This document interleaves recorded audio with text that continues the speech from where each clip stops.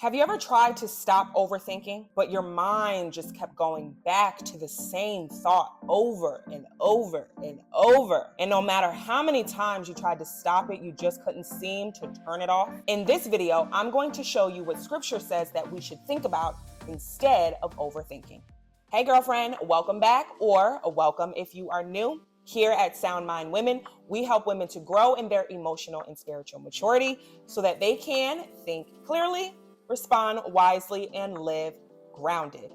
My name is Janae Helene, and I am here to help you apply scripture to your real life emotions and relationships. Now, how do we stop overthinking? We can't necessarily turn our brains off, but what we can do is replace the negative thinking. And the Apostle Paul tells us exactly what we should be thinking about. We're going to go to Philippians chapter 4, verse 8.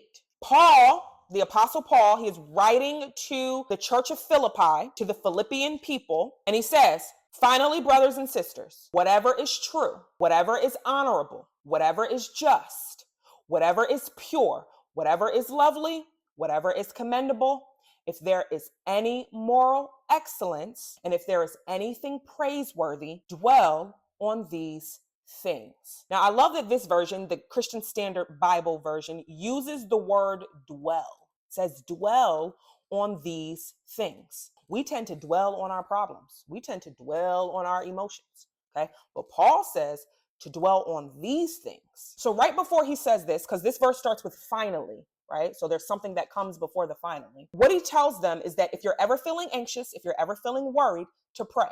Okay, so that's the first thing that you do. And then finally, after you've prayed, think whatever is true, honorable, just, pure, lovely, commendable, moral excellence, and praiseworthy. So I want us to keep in mind what Paul is doing here. He is not telling us to stop thinking, okay? He's not telling us to turn our brains off. He's telling us what to do instead. He's giving us a new focus, okay? A new focus for our thoughts. Overthinking doesn't just stop when we think less. Overthinking doesn't just stop when we think less. It stops when we choose the right things to think about. All right, so let's talk about what this actually looks like. Paul starts by saying, "Finally, brothers and sisters, whatever is true." Not every thought is true. We have to filter our thoughts. God defines what is true. So our thoughts must be in alignment with who God is, with what God says, with his perspective. The truth speaks towards something that is real, accurate, not distorted, not based on assumption, okay? It is reality, not imagination, all right? Paul is telling us to focus on what's actually true, not what we assume to be true or what we've imagined in our minds to be true, okay? A lot of overthinking is not based on truth. It is based on an over collection of thoughts that got all jumbled up in our head at some point and then led to assumptions. Now, when Paul is telling us to think on whatever is true, he is not talking about thinking positively all the time.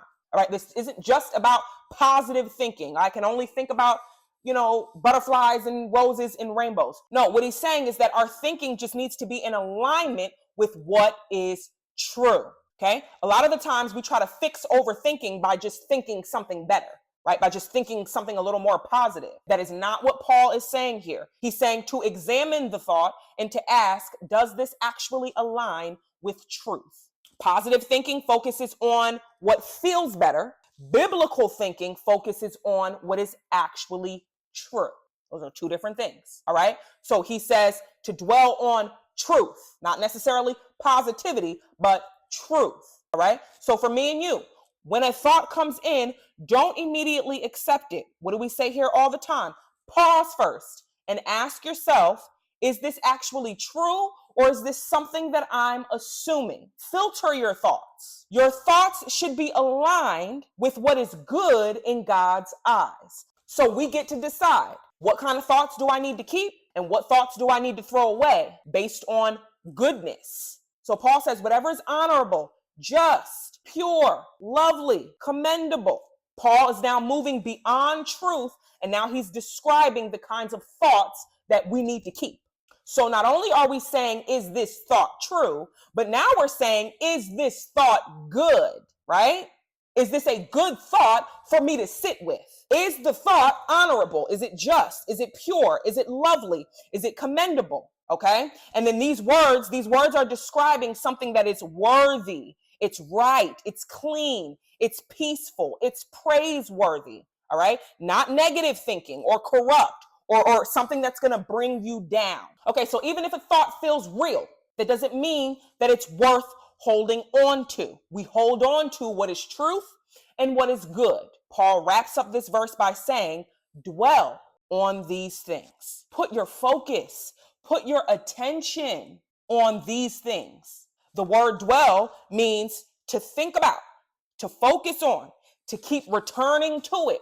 What you keep thinking about will shape your mind. It will shape how you feel, and it will shape how you respond.